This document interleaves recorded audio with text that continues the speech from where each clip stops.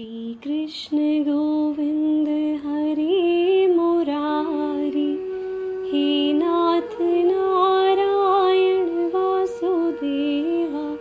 श्री कृष्ण गोविंद हरे मुरारी, हे नाथ नारायण वासुदेवा।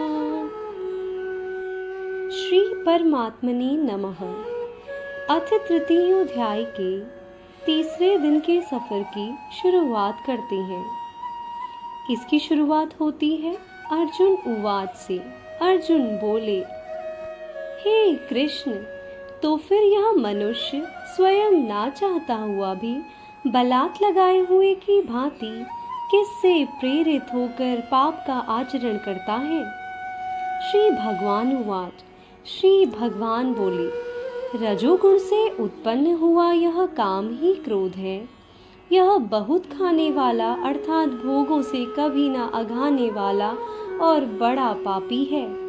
इसको ही तो इस विषय में बैरी जान।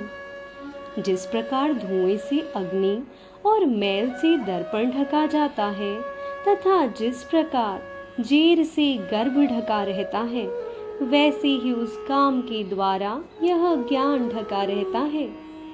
और हे अर्जुन, इस अग्नि के समान कभी न पूर्ण होने वाले काम रूप ज्ञानियों के नित्य वैरी के द्वारा मनुष्य का ज्ञान ढका हुआ है।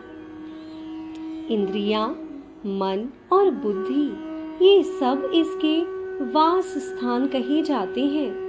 यह काम इन मन, बुद्धि और इंद्रियों के द्वारा ही ज्ञान को आच्छादित करके जीवात्मा को मोहित करता है।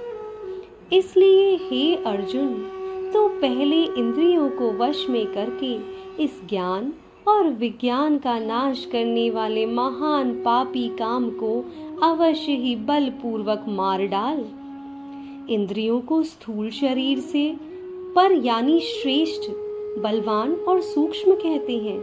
इन इंद्रियों से पर मन है, मन से भी पर बुद्धि है, और जो इस बुद्धि से भी अत्यंत पर है वह आत्मा है।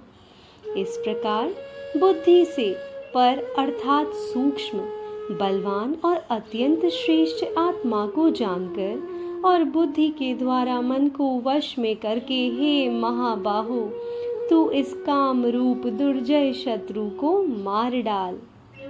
आज के लिए सिर्फ इतना ही, और कल से अथ चतुर्थोध्याय के सफर की शुरुआत करेंगे।